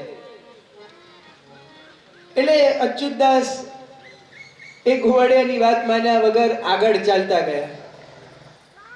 અને આગળ ખરેખરનો સિંહ બેઠેલો હતો. અચ્યુતદાસે સિંહને જોયું, ગભરાયા ખરા, પણ પાછા વળવા કે ઊભા રહેવા બધું છોડીને અચ્યુતદાસ આગળ આગળ ચાલતા ગયા. આગળ આગળ ચાલતા ચાલતા સિંહ જતો રહ્યો અને પછી અચ્યુતદાસને એક સુંદર શ્વેત એવી ગાય મળી. એ ગાય પાસે જઈને અચ્યુતદાસે એનું પૂંછડું એ માથે લગાડ્યું અને એની પરિક્રમા કરીને પછી આગળ વધ્યા. એમ કરીને અચ્યુતદાસે 3 પરિક્રમા પૂરી કરી. અચ્યુતદાસે જ્યારે 3 પરિક્રમા પૂરી કરી ત્યારે એને બધાએ પૂછ્યું કે અરે અચ્યુતદાસ, તમને કંઈક અનુભવ થયા કે નહીં? તો અચ્યુતદાસ કે મને એવો કોઈ ખાસ અનુભવ તો થયો નથી. હા, પરંતુ મને 3 જણા તો વચ્ચે મળેલા. એક ગોવાળિયો મળ્યો, એક સિંહ મળ્યો અને એક ગાય મળી. એટલે પછી અચ્યુતદાસે વિચાર કર્યું કે આપણે શ્રી મહાપ્રભુજીને પૂછીએ કે આ શું છે. કારણ કે આપે આજ્ઞા કરી એટલે કંઈક ને કંઈક આમાં રહસ્ય તો છે. અચ્યુતદાસે શ્રી મહાપ્રભુજીને જઈને પૂછ્યું કે કૃપાનાથ, પરિક્રમા કરતા મને પહેલા એક ગોવાળિયો મળ્યો, પછી એક સિંહ હતો અને પછી એક ગાય મળી, તો આ શું છે? ત્યારે શ્રી મહાપ્રભુજી બહુ સુંદર મોટો ખુલાસો કરે છે કે અરે અચ્યુતદાસ, તારા તો પરમ ભાગ્ય હતા, કારણ કે ગાય અને સિંહના રૂપમાં સાક્ષાત શ્રી ગિરિરાજજી હતા અને ગોવાળિયાના રૂપમાં સાક્ષાત ઠાકોરજી હતા. પણ હજી તમારી એટલી બધી પરિપક્વતા નથી આવી કે સાક્ષાત લીલાના દર્શન થાય, એટલે આવી રીતે દર્શન આપ્યા. એટલે ઘણીવાર આજના સમયમાં પણ એવો વૈષ્ણવોનો અનુભવ થાય છે કે શ્રી ગિરિરાજજી આવા અલગ અલગ પ્રકારે આપણને પરિક્રમા વખતે દર્શન આપે છે. પણ પરિક્રમા વખતે બસ આવો શ્રી વલ્લભનો ભાવ આપણને દૃઢ હોવો જોઈએ. તો આવા શ્રી મહાપ્રભુજી જેનો સતત ઉત્સાહ શ્રી ગોવર્ધનમાં છે અને એની અલગ અલગ લીલાઓથી પ્રેમ પૂરિત છે. તો આ અલગ અલગ જે શ્રી લીલાઓ ઠાકોરજીની, જેનાથી શ્રી મહાપ્રભુજી પ્રેમ પૂરિત છે, એ વિચાર કરીએ તો વ્રજની દરેક લીલા ગોવર્ધન પર જ થઈ છે, મોટા ભાગની. તમે કોઈ પણ લીલા વિચાર કરો શરૂઆતથી જ, એ બધી લીલાઓમાં શ્રી ગિરિરાજજી તો હશે ને હશે જ. જેમ આપણે વિચાર કરીએ કે ભાઈ દાન લીલા, તો દાન લીલા ક્યાં થઈ? સાકરીકોર વગેરે. શ્રી ગોવર્ધન કી શિખરન તે મોહન દીની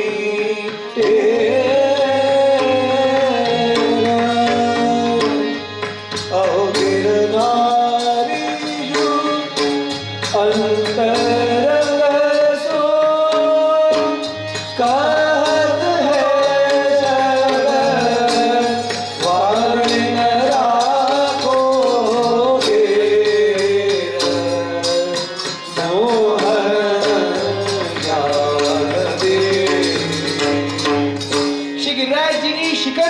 ચડીને શ્રી ઠાકોરજી અંતરંગ સખાઓને બોલાવી રહ્યા છે કે હવે તો દાન લેવા જવાનું છે. પછી સાકરી ખોર પર આવીને શ્રી ઠાકોરજી ગોપીજનોને રોકી અને આ દાન લીલા કરે છે.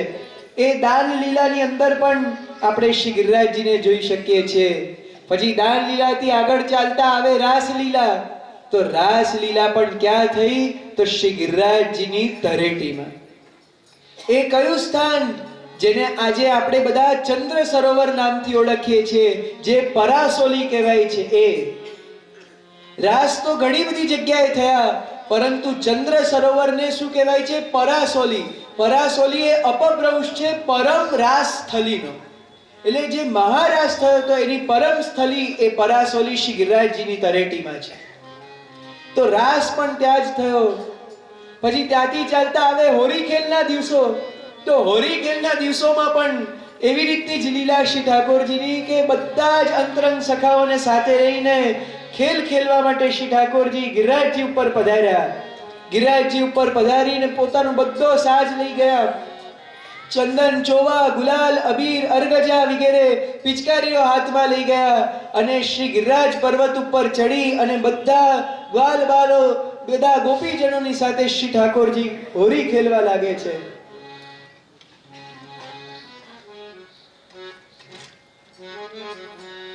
આજ ગિરિરાજ સબ સાજ સાજે. આજ ગિરિરાજ સબ સાજ સાજે. આજ ગિરિરાજ સબ સાજ સાજે. નવલ નવ રૂપ ધરે દરસ કાજે. નવલ નવ લાલ સકલ બ્રજ બાલલીલે સૌગ ખેલી રસ ભાગ સુખ સરસ લીલો. આજ ગિરિરાજ સબ સાજ સાજે. સુંદર હોળી ખેલ શ્રી ઠાકોરજી શ્રી ગોવર્ધનનાથજી શ્રી ગિરિરાજજીના શિખર ઉપર વગેરે જગ્યાએ ખેલે છે. પછી ખેલના દિવસો જ્યારે પૂરા થાય છે, ઉષ્ટકાલ આવે છે. તે સમયમાં સુંદર શ્રી ગિરિરાજજીની કંદરાઓની અંદર શ્રી ઠાકોરજી બિરાજે છે. ઉષ્ટકાલની એ ભર ગરમીથી શ્રી ગિરિરાજજી બાવાના સુંદર સુંદર વૃક્ષો, કંદરાઓ શ્રી ઠાકોરજીને શીતલ છાંયડો આપે છે.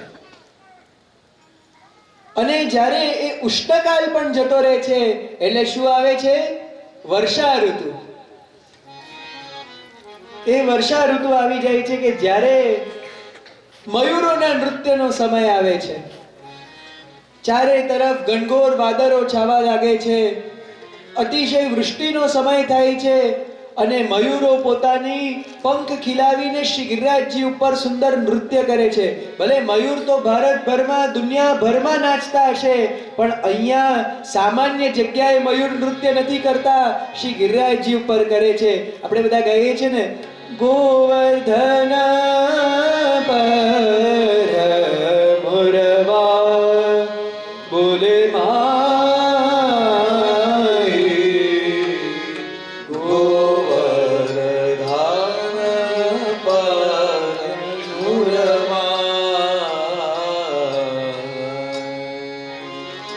અને આ ગોવર્ધન ઉપર જે મોર છે ને, એ બધા મોર જ્યારે નૃત્ય કરતા હતા તે સમયે શ્રી ઠાકોરજી એમને જોયા અને શ્રી ઠાકોરજીને શું ઈચ્છા થઈ કે આ લોકોની જેમ હું પણ નૃત્ય કરું અને સામાન્ય મનુષ્ય જેવું નહીં પણ મોર જેવું નૃત્ય કરું. એટલે આજે પણ એ મોર કુટીર ગિરિરાજજી ઉપર બિરાજે છે. શ્રી ઠાકોરજી ત્યાં ગિરિરાજજીની ઉપર પધારે છે એ મોર પીચ્છનો જે કહે છે ને બરહાપીડમ નટવર વપુ, એટલે બરહાપીડ એટલે મોર પંખનો આખો જુડો, જેને આપણી ત્યાં જોડ કહેવાય છે, એ મસ્તક ઉપર કુલે ઉપર ધારણ કરે છે, પાગ ઉપર ધારણ કરે છે અને શ્રી ઠાકોરજી મોરની જેમ નૃત્ય કરવા લાગે છે. ગોવર્ધન પર્વત કે ઉપર નાચે મોર,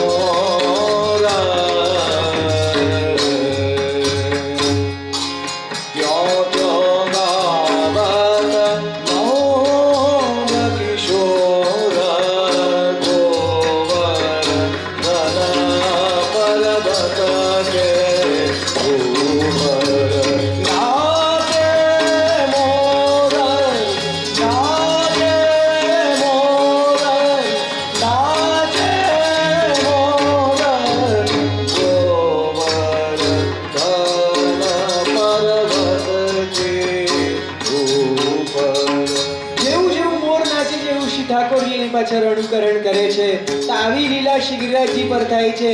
પછી શ્રી ગિરિરાજજી ઉપર આપણી ત્યાં ઘણા બધા કીર્તનો હિંડોળાના પણ આવે છે. હિંડોળા પણ શ્રી ઠાકોરજી શ્રી ગિરિરાજજીની અંદર ઝૂલે છે. તો આવી અનેકવિધ લીલાઓ શ્રી ગિરિરાજજીની ઉપર શ્રી ઠાકોરજી કરે છે. પણ આપણને અનુભવ ક્યારે થશે? જ્યારે શ્રી વલ્લભ અને શ્રી વિઠ્ઠલ કૃપા કરશે. જો બંનેની કૃપા, કારણ કે જેવું સ્વરૂપ શ્રી મહાપ્રભુજીનું એવું જ સ્વરૂપ શ્રી ગુસાઈજીનું. એટલે જ્યારે જ્યારે શ્રી ગુસાઈજી પણ વરસ્યા છે ને, ત્યારે ત્યારે ગિરિરાજજીની એ ગૂઢતમ લીલાઓ પણ બધાના નેત્ર સમક્ષ આવી ગઈ છે. એક બહુ જો સુંદર પ્રસંગ છે કે ચતુર્ભુજ દાસજી જ્યારે શ્રી ગુસાઈજીએ એમને એકવાર આજ્ઞા કરી કે ગિરિરાજજીના અપ્સરા કુંડથી તમે રામદાસ ભીતરિયાને બોલાવી આવો અને સાથે સાથે થોડા ફૂલ લેતા આવજો. એટલે શ્રી ગુસાઈજી તો આમ જ આજ્ઞા કરી હતી અને ચતુર્ભુજ દાસ તો જતા રહ્યા કે ભાઈ બધાને આજ્ઞા કરે છે કે તમે ફૂલ લઈ આવો, આને બોલાવી આવો, એમ મને કીધું હશે. એમ કરીને એ તો શ્રી ગિરિરાજજીની તરેટીમાં આજ્ઞા પાલન કરવા ગયા. શ્રી ગુસાઈજીનો પાછળ એક સુંદર મર્મ હતો. જ્યારે અપ્સરા કુંડ પર બોલાવીને આવ્યા, ફૂલ લીધા એમણે, ત્યારે પાછા વળતા સમયે શ્રી ગિરિરાજજીની કંદરામાં જ્યારે એમણે જોયું, તેમના નેત્રોમાંથી પ્રેમાશ્રુ વહેવા લાગ્યા. એમને શું દર્શન થયા કે સાક્ષાત શ્રી ગોવર્ધનનાથજી, શ્રીનાથજી બાવા, મંગલાનો સમય છે, એકદમ સુંદર શ્રી ઠાકોરજી વસ્ત્ર ધર્યા છે. આમ માળાજી ધરી હોય ને એ કારણ કે પોડેલા હોય રાતના એટલે આખી વિખાઈ ગઈ હોય, આખી મરગજી માલા ઇત્યાદિ ધરીને એકદમ આળસ ભર્યા શ્રી ઠાકોરજી અને શ્રી સ્વામીજી ગિરિરાજજીની કંદરામાં બિરાજે છે. ગોવર્ધન સઘન કૌંદરાય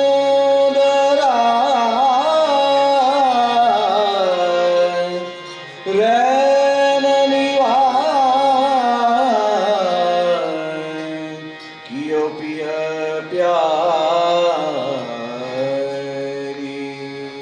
એકદમથી એ દર્શન એમને થઈ ગયા.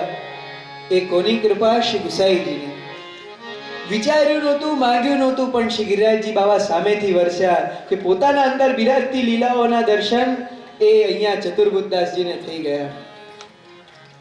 તો આવી અનેકવિધ લીલાઓ શ્રી ગિરિરાજજીમાં નિત્ય બિરાજે છે.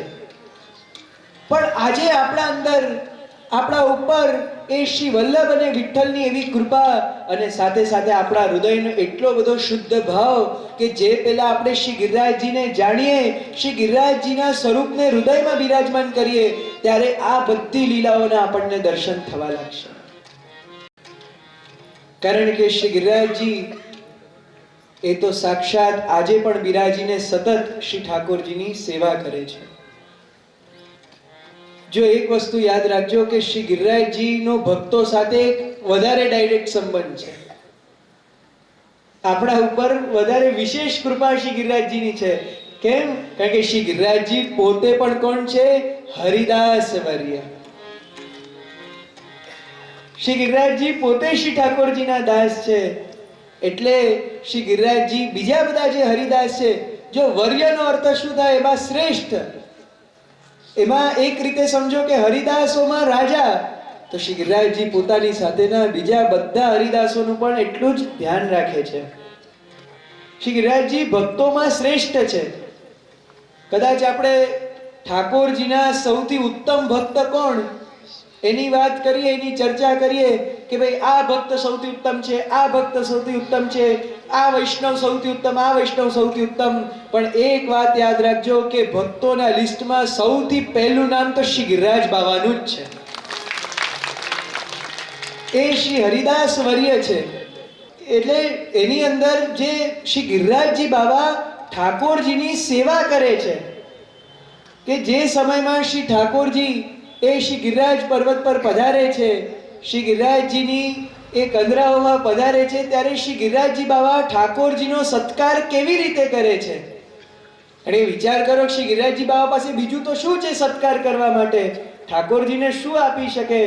તો એમાં શ્રી ગિરિરાજજી બાબા સૌથી પહેલા તો શ્રી ઠાકોરજીને બિરાજવા માટે આસન આપે છે, તૃણાસન આપે છે. એટલે ગિરિરાજજીમાં બધી જ જગ્યાએ ઘાસ ઉગેલું છે. એ ઘાસ એ બંને વસ્તુમાં કામ લાગે. ઠાકોરજી પોતાની સાથે બધી ગાયોને પણ લઈ આવે. ગાયો વગર તો ગોવિંદ જાય નહીં. ઠાકોરજી આવે એટલે એમની સાથે આખી પલટન આવે. ઠાકોરજી આવે એમના સેંકડો ગ્વાલબાલ આવે, એમની સાથે એમની ગાયો આવે, વાછરડીઓ આવે, બધા આવે. તો જ્યારે નાના નાના વત્સ આવે, વાછરડા આવે, ત્યારે એ બધાને અરોગવા માટે ઘાસ, શ્રી ઠાકોરજીને બિરાજવા માટે ઘાસ, સાથે અરોગવા માટે ઠાકોરજી માટે જલ, પછી તડકો વગેરે હોય એના માટે કંદરા કે જેની અંદર બિરાજીને ઠાકોરજી વિશ્રામ કરી શકે, અને અરોગવા માટે શું તો પાનીય સૂર્યવત સકંદ રકંદ મૂલૈહી, એટલે અરોગવા માટે કંદ મૂળ વગેરે શ્રી ઠાકોરજીને વ્યંજનની જેમ આપે છે. કારણ કે હવે શ્રી ગિરિરાજજી ઉપર તો કઈ 56 ભોગ તૈયાર થવાનો નથી. ગિરિરાજજી ઉપર તો ચંદ્રકલા, સુતરફેણી વગેરે ત્યાં ઉગવાનું નથી. ગિરિરાજજી પર શું ઉગે? કંદ મૂળ વગેરે.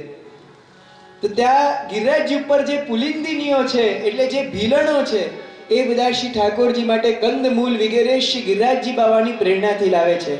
ગોપીજનો પોતે વિચાર કરે છે કે અરે આ શ્રી ગોવર્ધન શ્રી ગિરિરાજજી તો કેટલા બધા મોટા ભક્ત છે, આજે ખરેખર અમને ખેદ છે કે અમે એમના સ્પર્શમાં નથી, અમને સતત ગિરિરાજજી ઉપર રહેવા નથી મળતું.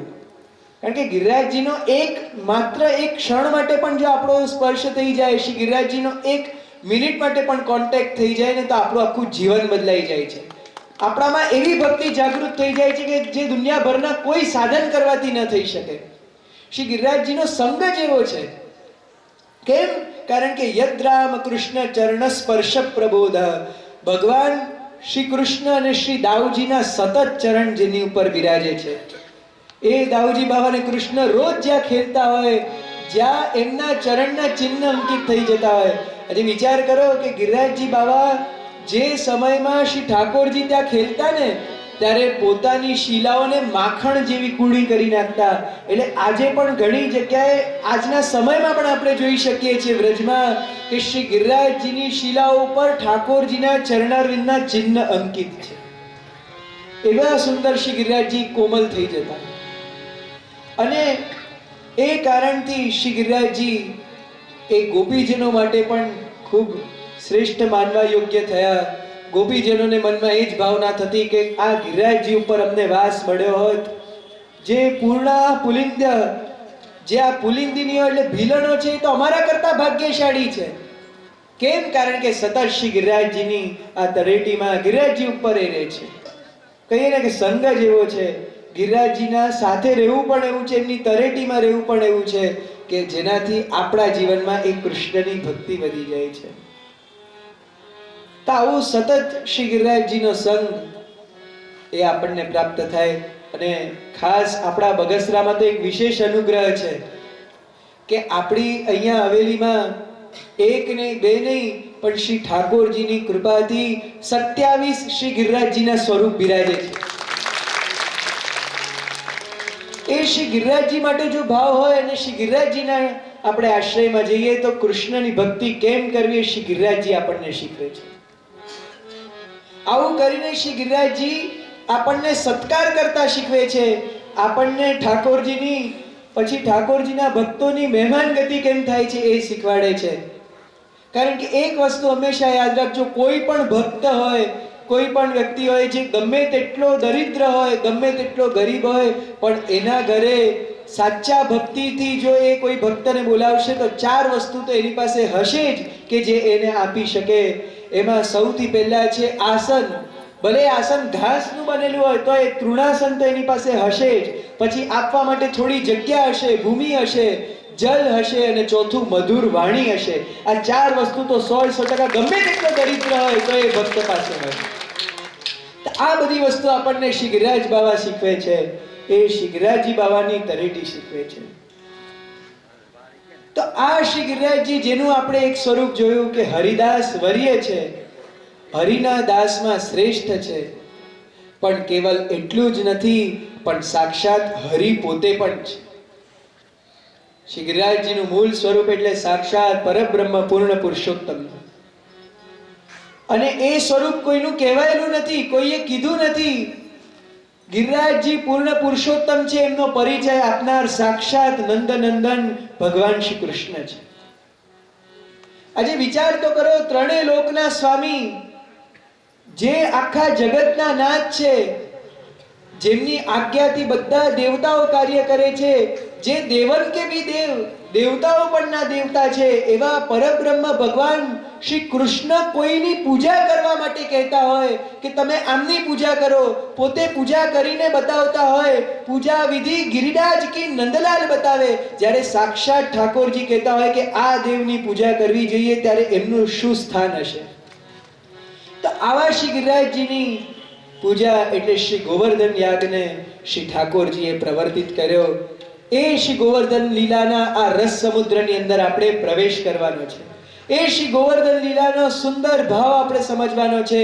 એ શ્રી ગિરિરાજજીનું સ્વરૂપ તો સમજ્યા, હવે શ્રી ગિરિરાજજીની લીલાઓને સમજવાની છે. શ્રી ગિરિરાજજી ભક્તો ઉપર કેટલો વાત્સલ્ય રાખે છે એને આપણે સમજવાનું છે. તો આ શ્રી ગિરિરાજજીની દિવ્ય લીલાઓની ગાથા, આજે તો સમય ઘણો થઈ ગયો છે એટલે આવતીકાલે આપણે એ શ્રી ગોવર્ધન લીલાને પ્રારંભ કરીશું. શ્રી ગિરિરાજજીની એ લીલાઓને આપણે સાંભળવાનો પ્રયત્ન કરીશું.